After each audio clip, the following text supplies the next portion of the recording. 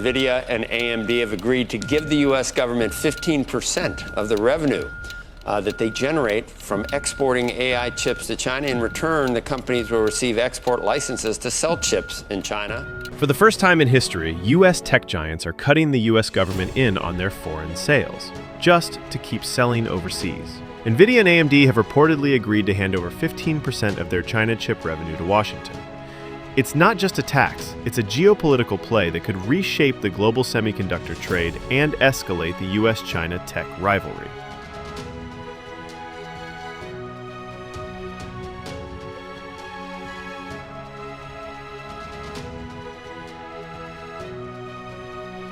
It's not a tax, it's not a tariff, it's a toll, and Nvidia and AMD now have to pay it straight to Washington. In a first-of-its-kind deal, the two U.S. chip giants have agreed to hand over 15% of their China sales revenue to the U.S. government as a condition for getting export licenses.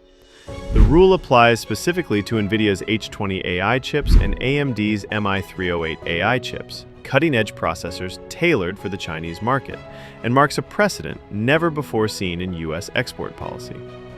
For decades, Washington has controlled what could be sold overseas. Now, it's taking a direct cut of the sales themselves.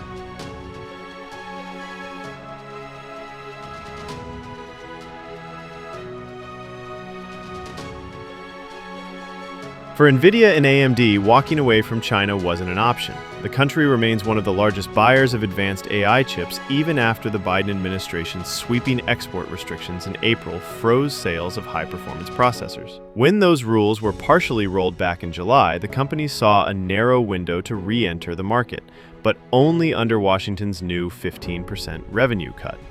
The deal echoes the Trump-era buy-down-the-tariff approach, where companies paid extra to offset trade barriers, except this time the money flows not to cover duties at the border, but directly into U.S. government coffers in exchange for permission to sell. For Nvidia's H20 and AMD's MI308, it's the cost of staying in the game.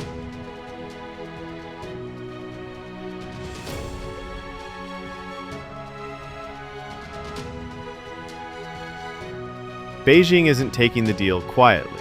Shortly after news of the 15% arrangement broke, China's Cyberspace Administration reportedly summoned Nvidia executives for closed-door talks, raising alarms over alleged backdoor functions in the H20 chips. State media amplified the warnings, framing the processors as potential security risks and urging caution in their deployment. Nvidia has flatly denied any hidden vulnerabilities, but the exchange highlights a deeper trust gap. Even as U.S. companies pay to keep selling in China, suspicion on the ground is growing, and every chip shipped is now caught between commercial ambition and geopolitical paranoia.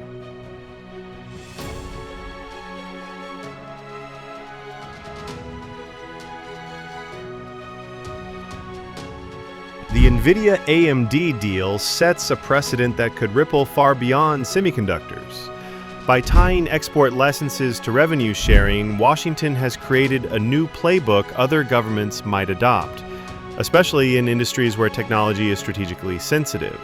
Similar arrangements could emerge in quantum computing, advanced robotics, or even biotech, where state oversight is tightening. For the AI race between the U.S. and China, the policy could act as both a brake and an accelerant, limiting Chinese access to cutting-edge hardware while funding U.S. innovation from the proceeds.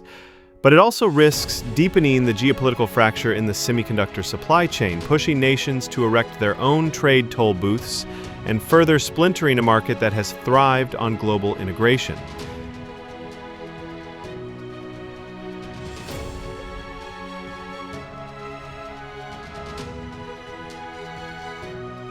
The 15% revenue deal may be just the beginning. Other U.S. tech firms with strategic products, from cloud infrastructure to advanced manufacturing equipment, could soon face the same pay-to-play requirement for access to China. For Nvidia and AMD, the bigger challenge will be sustaining sales under mounting political pressure on both sides of the Pacific, as Washington eyes tighter controls and Beijing stokes domestic distrust of U.S.-made chips. Over the next decade, these arrangements could hardwire the U.S.-China AI rivalry into the commercial landscape, with every contract, shipment, and line of code becoming part of a long-term contest for technological dominance.